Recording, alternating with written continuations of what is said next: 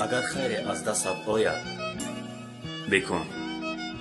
آره، با دستان خود بکن و پس از این دهانت را بپوش، زیرا دهان گشاده خیر پوشیده را برباد می دهد. با زیباییت نناز، زیرا در زیر پوستت استخوان بینور است و خودت را از کسی بالا مشمار، زیرا علفی که زیر پا میکنی فردا بالای قبرت میسبزد. با چشم اعتماد کن که با جای صورت با سیرت تو می نگرد.